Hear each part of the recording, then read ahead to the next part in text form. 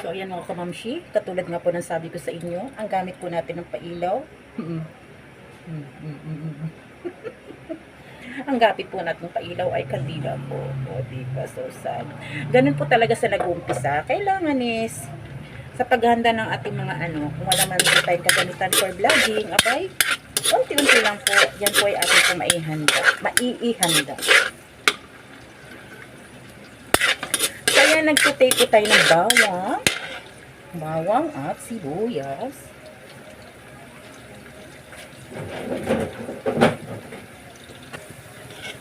At ilalagay na po natin yung ating shredded na chicken. So, ayan. Hinimay na manok. Wawa naman. Kandila gamit. Walang ilaw nyo kamamsi. Ayan.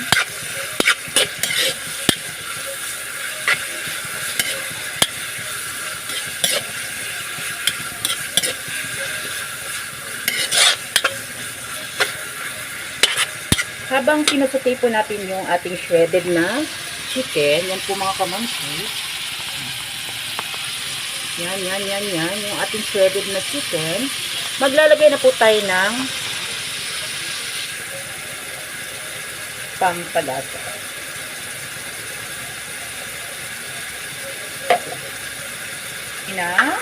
Paminta powder. So, ayan. Maganda sana kung meron talaga tayo na ilaw na magandaan. Then, maglagay po tayo ng konting toyo. Parang gusto mong tanggalin, nahihirapan ako nito.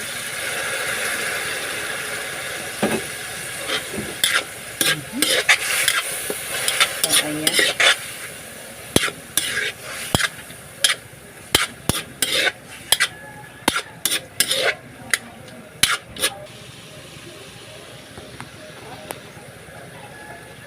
Then, ilalagay na po natin yung ating gulay. Ilalagay na po natin yung ating gulay.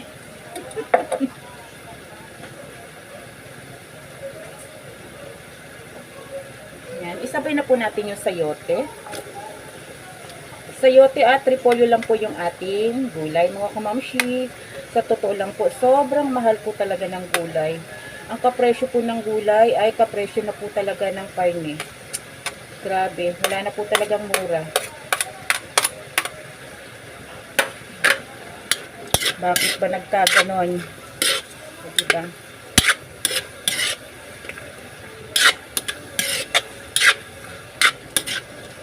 Nakakainis na talaga.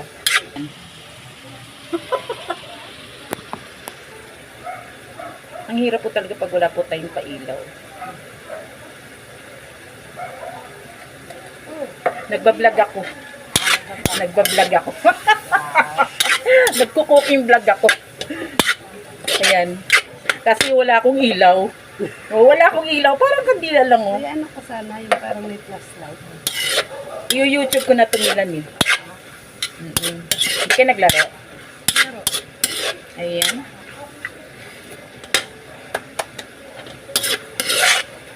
Then, lagyan po natin ng konting, parang gusto kong mangyari is, ilagay ko na lahat ng ating mga ricado.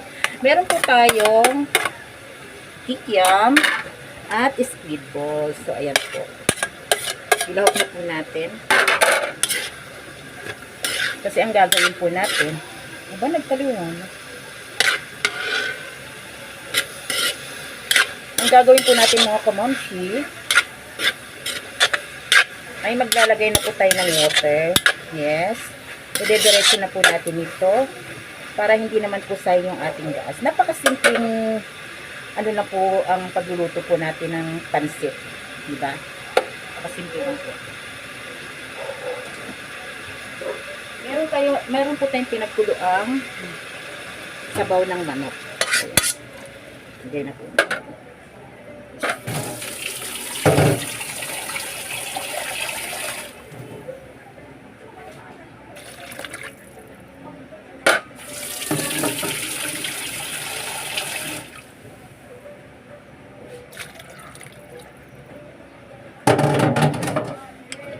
Ngayon, atin na po itong lalagyan ng dalawang 4 cubes.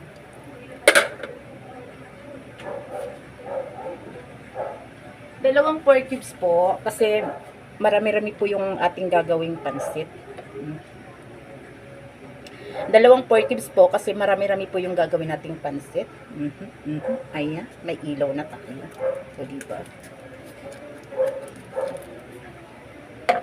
Mawa na tayo ng toyo.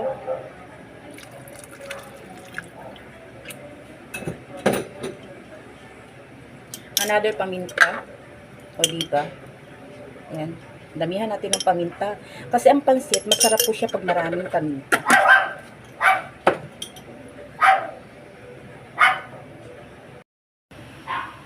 Ayan mga kamamshi, kumukulo na po yung ating pansit.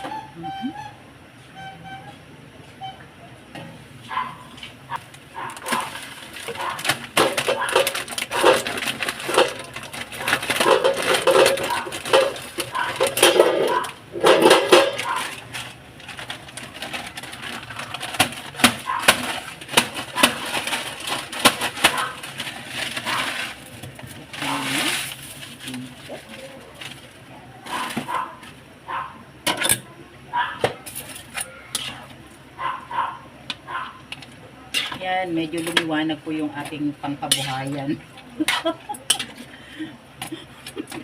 Wala talaga tayong ilaw. Hayaan nyo po. Pag nag-subscribe po kayo at dumami po yung ating subscribers, magkakaroon na po tayo ng magandang pailaw sa ating mga videos, di ba? Marami po, no? Marami pong susuporta sa atin. Why not?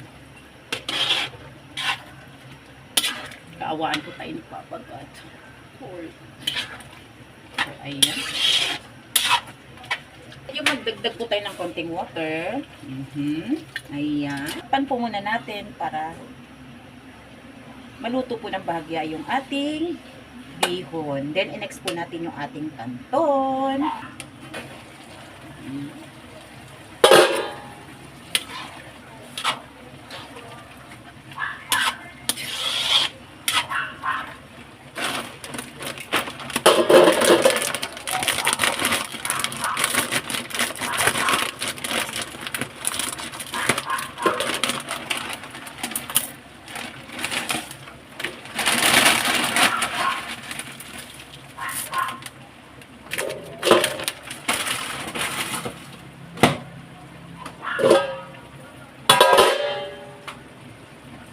Nawawala yung ating sandok. Yung pala yung ating sandok is nandito, oh. Ay, nako. Talaga naman. Naghahanap ng sandok, pero hindi alam ang sandok, ay nasa kawali na. So, ayan, nagdagdag po tayo ng kanton, mga kamamshi. Kasi ito pong niluluto natin ay pansit kanton. Ayan. Ang kanton naman po ay mabilis lang po siyang nagluto. Kita niyo po ba ako?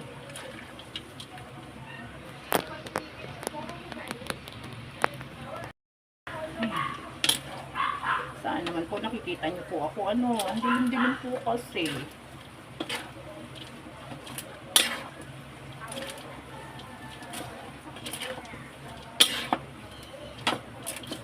Parang dry po yung ating ating bihon. So, magdagdag tayo ng konting water. At maglagay po tayo ng patis. Ayan. Bawal po sa atin ng patis, mga kamamshi, pero no choice po tayo. Kaya, konti lang po talaga yung ating makakain ito. Hindi po ako naglagay ng bechin or tawag nito, ginisa mix. Basta, mas prepare ko lang po talaga ilagay yung mga pampalasa is 4 cubes, pamintang buo or crack powder, tapos toyo. Yun lang po tayo sa mga seasonings. Hindi po ako masyadong naglalagay ng kung ano-ano. Hindi lang po tayo basta naglalagay ng kung ano-ano mga seasonings. Basta ako, mas prepare ko yung mga ganun lang po.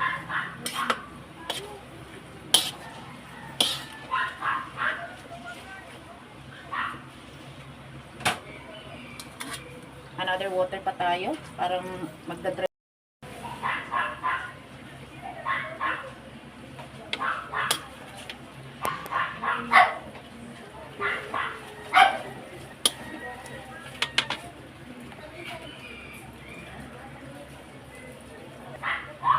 Pansit. Pwede pa.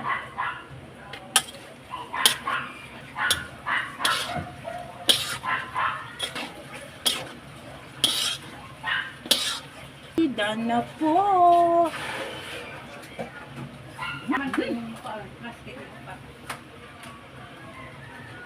Bango ng ating pansit.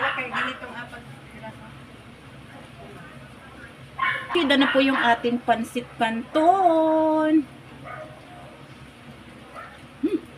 Bango. Masarap.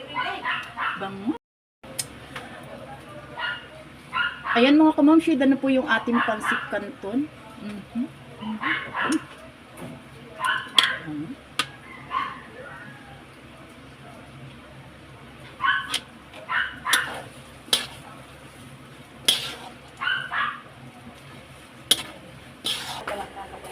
Ikaw maglagay doon kay tatay Nay. Ngayon po, kasi birthday po ni tatay, maglalagay po tayo ng nalad. Kanina po, gumawa rin po tayo ng biko. Bikong tatay. Favorite ni tatay itong biko. Lamit-lamit. Ayan. Tubig ni tatay. Para po kay tatay na ngayon po ay atin pong bibigyan yung mga kalaro ni tatay sa mahjong. 3 years sa mahjong. Nabuklik. Natawa ako kung Ay, si tatay. ba yan? Gagalit naman si tatay.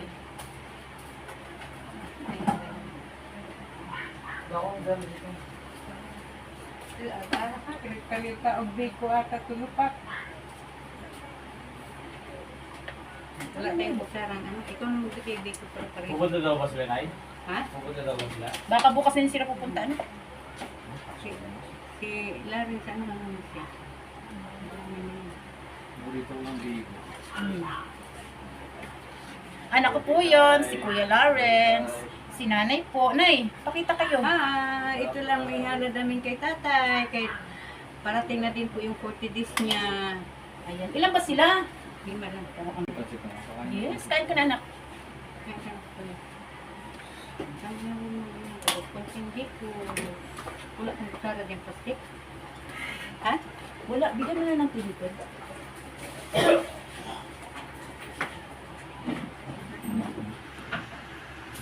Hindi ko siya aso.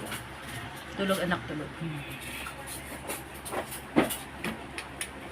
YouTube talaga ako. Doon na puro vlog ang gagawin ko. Kain ka na kuya. Ate Dora, sige daw. Nay. Nay. Okay, hindi mo nagbigay sa atin na.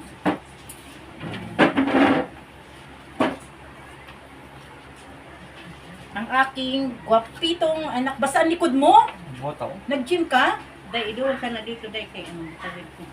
Sige, sige, sige.